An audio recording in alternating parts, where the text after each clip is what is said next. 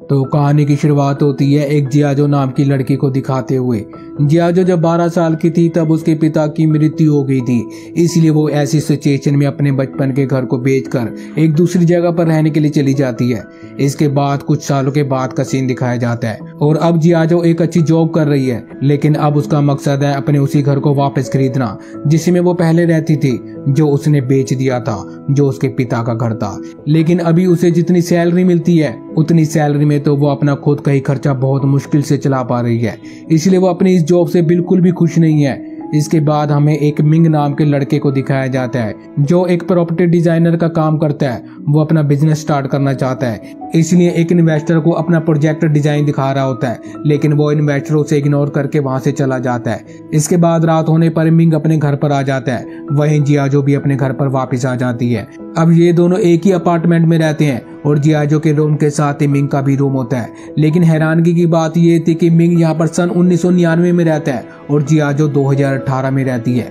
अब आप लोग भी सोच रहे होंगे कि ये दोनों अलग अलग टाइमलाइन में एक ही घर में कैसे रह सकते हैं। आप बस पूरी वीडियो देखते रहो, आगे आपको सब पता चल जाएगा। अब इसके बाद हम देखते हैं कि जियाजो नहा रही होती है और वहीं दूसरी तरफ मिंग कुकिंग कर रहा होता है। वो बर्तन को सिंक में डालकर साफ कर रहा होता है और वहां जियाजो को उसके बाथटब में कुछ मिलता है और मिंग को उसके सिंक में जियाजो की ड्रेस मिलती है। अब ये सब देखकर इन दोनों को कुछ भी समझ में नहीं आता।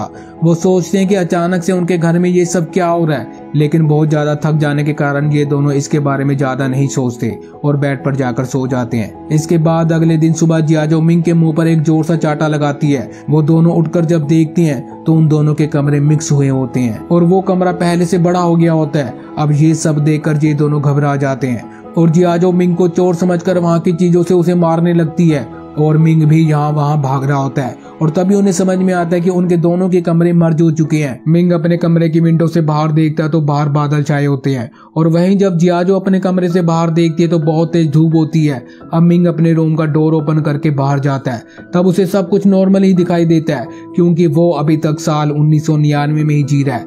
लेकिन जब जियाजो मिंग के दरवाजे से बाहर देखती है तो वो बहुत ही ज्यादा हैरान हो जाती है क्योंकि वो अब तक तो सन 2018 में जी रही थी, लेकिन उसे बाहर 1999 के कैलेंडर दिखते हैं, इसलिए वो घबरा कर अंदर आ जाती है और फिर डोर को लॉक कर देती है।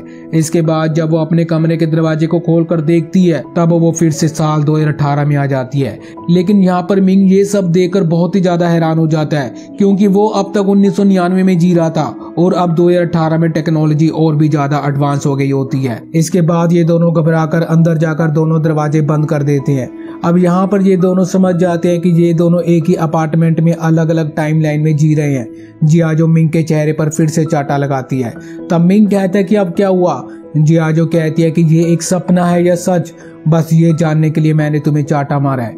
इसके बाद मिंग कहता है कि लड़ने से कुछ नहीं होगा, हमें एक बार एक साथ इन दोनों दरवाजों को ओपन करके देखना चाहिए। अब ये दोनों जाकर अपने अपने साइड वाले डोर को एक साथ खोलने की कोशिश करते हैं, लेकिन उस समय उन दोनों के कमरे फिर से मर्ज होने लगते हैं। अब ये देखकर वो समझ जाते हैं कि इन दोनों दरवाजों को एक साथ नहीं खोला जा सकता।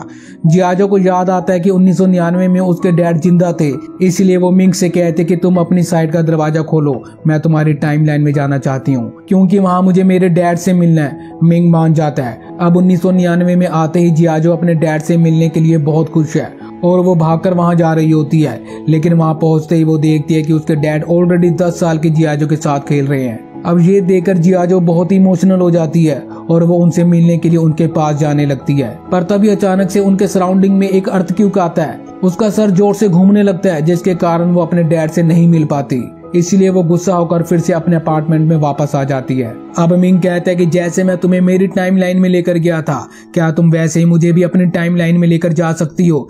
तभी हम देखते हैं कि जियाजो मिंग को एक एडवांस लैपटॉप देती है और उस लैपटॉप को देखकर मिंग बहुत ही ज्यादा सरप्राइज हो जाता है क्योंकि उसकी टाइमलाइन में तो सिर्फ कंप्यूटर ही हुआ करते थे।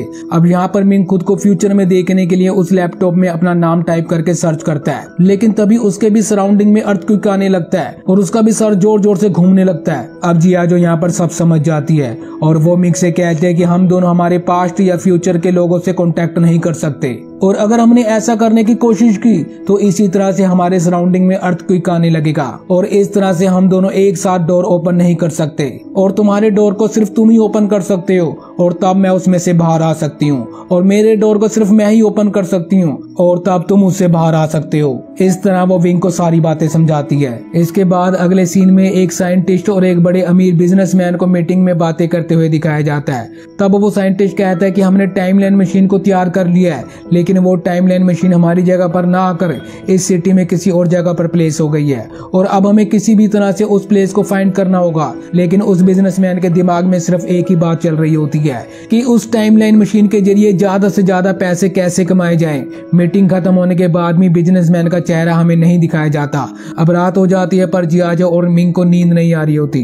जियाजो कहती है कि मेरे डैड मुझे छोड़कर ऊपर चले गए, इसीलिए मैं ऐसी सिचुएशन में आ गई हूँ। मुझे जब भी उनकी याद आती है तब मैं उनकी कार की इस की को देख लेती हूँ और लोन ना चुकाने की वजह से मेरा घर भी मेरे हाथ से निकल गया, पर मैं उस घर को किसी भी तरह से वापस खरीद कर रहूंगी। अब इसके बाद सुबह होने पर जियाजो और मिंग अपने अपने टाइम लाइन में ऑफिस के लिए निकल जाते हैं। दरअसल जियाजो को एक अमीर आदमी से शादी करनी होती है और इतना ही नहीं, उसकी एक कंडीशन भी होती है कि उससे शादी करने वाला आदमी अगर उसके घर को वापस खरीद कर देता है तो ही वो उससे शादी करेगी। और इसी कंडीशन के साथ वो कई लोगों को डेट भी करती है, लेकिन उसकी इस कंडीशन को कोई भी नहीं मानता और ऐसे ही चलते चलते उसे एक दिन अमीर आदमी मिल जाता है जो उसकी इस कंडीशन के लिए राजी हो जाता है। लेकिन वो जियाजो से उम्र में काफी बड़ा लगता है और वो बातें भी काफी अजीब तरीके से करता है, लेकिन अमीर होने की वजह से जियाजो उससे शादी करने के लिए तैयार हो जाती है। इसके बाद हम देखते हैं कि वो आदमी कहता है कि कुछ ही समय में मैं तुम्हारा घर खरीद लूंगा और फिर हमें उस घर में हमारे नाम की नेम प्लेट को लगाना होगा,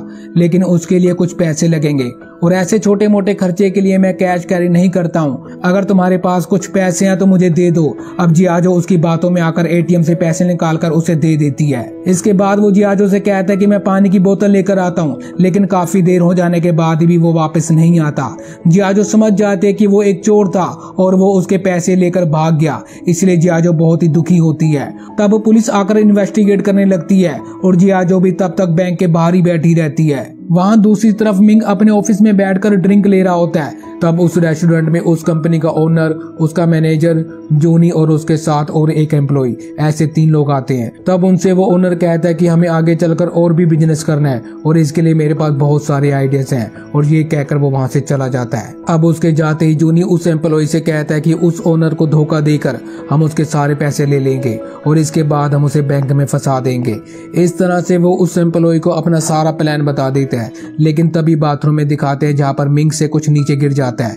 अब उसकी आवाज सुनकर जूनी को लगता है कि किसी ने उनका प्लान सुन लिया है, इसलिए वो बाथरूम के पास जाकर झुककर देखता है और मिंग के पैरों को पकड़कर खींच लेता है और उसे बाहर निकाल लेता है। अब मिंग को देखकर वो काफी ज्यादा घबरा जाता है और कहता है कि अच्छा तो मिंग तुम हो, और साथ ही साथ वो ये भी कहता है कि मिंग मैं जानता हूँ कि तुम अपना कोई बिजनेस स्टार्ट करना चाहते हो, लेकिन उसके लिए तुम्हारे पास पैसे नहीं है, पर तुम चिंता ना करो, मैं बैंक से तुम्हारे लिए लोन करवा दूंगा, लेकिन इसके बदले तुमने यहाँ पर जो बातें सुनी है वो किसी और से नहीं कहोगे। मिंग कहता है कि ठीक है, मैं सोच कर बताऊंगा। अब थोड़ी देर बाद जूनी मिंग को अपने कैबिन में बुलाकर कहता है कि मैं तुम्हारे लिए लोन अरेंज क्यों करवाऊं, तुमने तो सिर्फ मेरी बात ही सुनी है, लेकिन तुम्हारे पास इसका कोई भी प्रूफ नहीं है।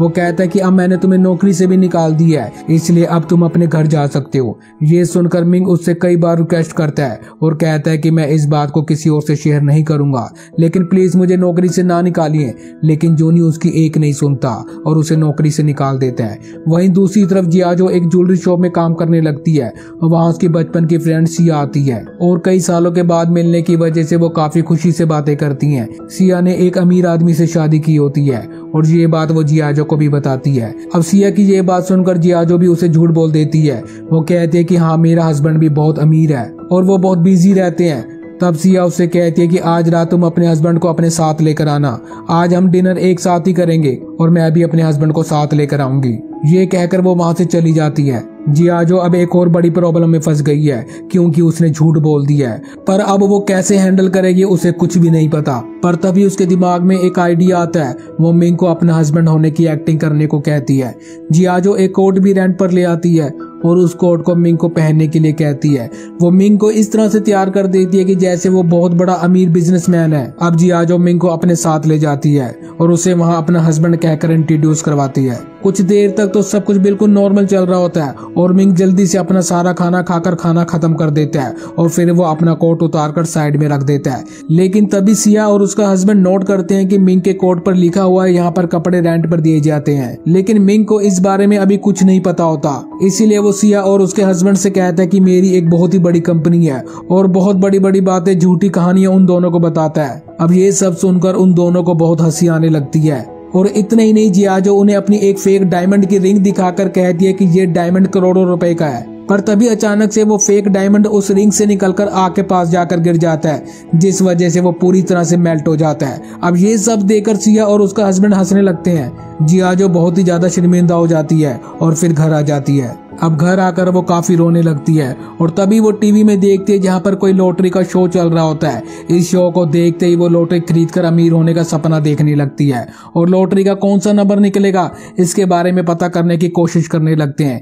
इसलिए वो मिंग की टाइमलाइन में, मतलब कि सन 1999 में जाकर उस विन वाली लॉटरी को खरीद लेते हैं। अब क्योंकि इन दोनों को पता चल चुका है कि इनकी ही लॉटरी विन करेगी, इसलिए ये दोनों काफी एंजॉय करते हैं। जियाजो मिंग को अपनी टाइमलाइन में ले लेती है और फिर ये दोनों बहुत मजे करते हैं। एक बार में जाकर काफी ड्रिंक करते हैं, लेकिन उनके पास बिल भरने के लिए अभी भी पैसे नहीं है। इसलिए जियाजो बिल की जगह अपना पर्स वहां पर गिरवी रख देती है, क्योंकि उसका पर्स काफी एक्सपेंसिव होता है। फिर वो कहती है कि कल मैं आकर पैसे देकर अपना पर्स ले जाऊंगी। अब अगली सुबह होते ही ये दोनों लॉटरी का रिजल्ट जानने के लिए बहुत ही ज्यादा एक्साइटेड होते हैं और एज एक्सपेक्टेड उनकी ही टिकट विन करती है। लेकिन अचानक से उनकी लॉटरी टिकट में से नंबर गायब हो जाता है। अब ये देखकर ये दोनों बहुत ही ज्यादा उदास होते हैं। फिर इन्हें समझ में आता है कि वो फ्यूचर को चेंज नहीं कर सकते। इसके बाद अगले दिन जियाजो उस रेस्टोरेंट में जाकर अपना पर्स वापस मांगती है, लेकिन वो मना कर देते हैं और कहते हैं कि पहले पैसे दो, पर जियाजो के पास पैसे नहीं होते। फिर गुस्से में ये दोनों घर लौट जाते हैं और तभी एक बड़ी सी एडवर्टाइजमेंट स्क्रीन पर मिंग को दिखाते हैं।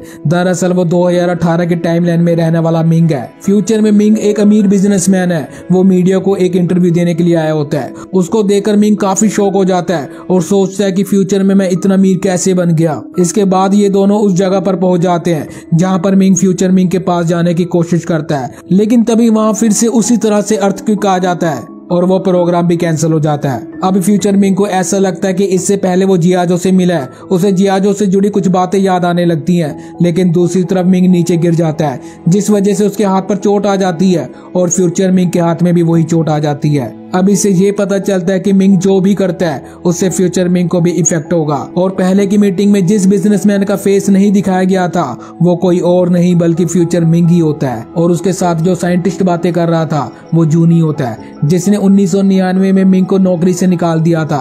अब जूनी फ्यूचर मिंग से कहता है कि 1999 का मिंग अपनी टाइमलाइन में ना होकर जियाजो की टाइमलाइन में आ रहा है और इसलिए आपको ऐसी मेमोरीज भी आती रहेंगी और ये सब चीजें यहाँ पर भारी पड़ सकती हैं। इसके बाद अगले दिन मिंग अपने ऑफिस में जाकर जूनी से मिलता है और कहता है कि आप मुझे नौकरी से क्या निकालेंगे, मैं खुद ही आपकी नौकरी को छोड़ रहा हूँ। ये कहकर वो रेजिग्नेशन लेटर देकर चला जाता है और यहाँ दूसरी तरफ फ्यूचर मिंग जियाजो की ज्वेलरी शॉप में जाकर उसे अपनी कार में बिठाकर डेटिंग पर लेकर जाता है। लेकिन वो जितनी खुश 1999 वाले मिंग के साथ थी उतनी खुश वो फ्यूचर मिंग के साथ नहीं दिखती और फ्यूचर मिंग उसे एक बड़े से रेस्टोरेंट में लेकर जाता है। लेकिन हम देखते हैं कि जियाजो फिर भी कुछ मिस कर रही होती है। अब यहाँ पर डिनर करते हुए फ्यूचर मिंग कहता है कि मुझे पता है कि तुम 1999 वाले मिंग के साथ रह रही हो और इसलिए मैं तुम्हें कहना चाहता हूँ कि अब तुम मेरे पास के मिंग के साथ मत रहो, क्योंकि इससे मेरा फ्यूचर इफेक्ट हो सकता है। मैं किसी गोल के साथ आगे बढ़ रहा हूँ और उसमें तुम्हारी वजह से कोई प्रॉब्लम आ सकती है और तुम चिंता ना करो, मैं तुम्हारा बचपन वाला घर तुम्हें वापस खरीदूंगा,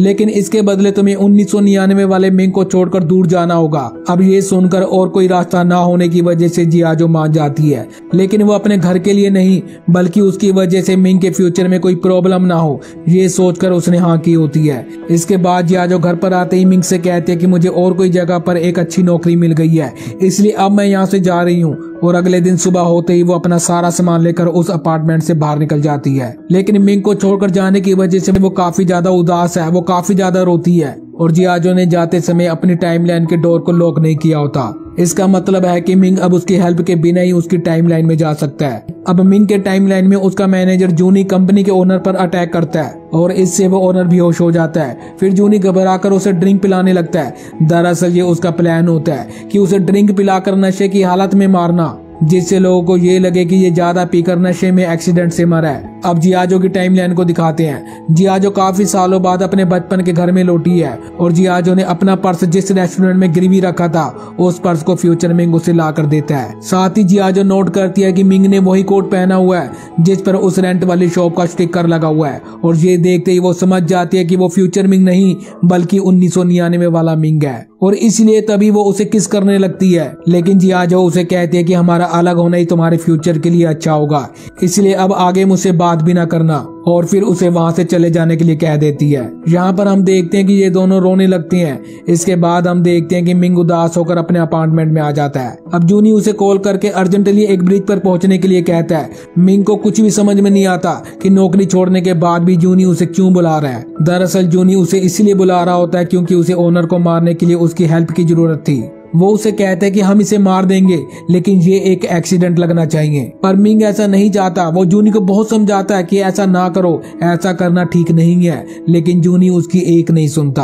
अब मिंग यहाँ पर कुछ बातें रियलाइज करता है कि 1999 में फ्यूचर मिंग और जूनी ने मिलकर उस ओनर को मार दिया था और इसी वजह से मिंग को मैनेजर की पोस्ट मिली थी और इस तरह वो इतना अमीर बन गया था। ये सारी बातें मिंग समझ लेता है और तभी वो उस कार की चैन को भी नोटिस करता है और ये वही की चैन है जिसे देखकर जियाजो अपने डैड को याद करती है, मतलब कि वो ओनर जियाजो के डैड हैं। अब ये समझते ही मिंग सोचता है कि मैंने जो मिस्टेक की थी उसे मैं ही ठीक करूंगा। वो जल्दी से जाकर जूनी को रोकता है और उस ओनर को बचा लेता है और ऐसा करने पर फ्यूचर मिंग गायब हो जाता है और जियाजो को अपने डैड वापस मिल जाते हैं। वो फिर से बचपन में अपने डैड के साथ टाइम स्पेंड करने लगती है। अब टाइम पास्ट में जाने से वहाँ पर सब कुछ बदलने लगता है और मिंग भी सभी को बदलते हुए देखता है और तब वो जियाजो से मिलने के लिए उसके अपार्टमेंट की तरफ भागता है। ये दोनों ही एक दूसरे से मिलने के लिए भाग कर आते हैं और फिर ये दोनों एक जगह पर मिलते हैं। तब हम देखते हैं कि जियाजो धीरे धीरे गायब होने लगती है और तभी मिंग उसे कहता है कि तुम कुछ ही देर में गायब हो जाओगी और अब तुम तुम्हारे पास में आ गई हो।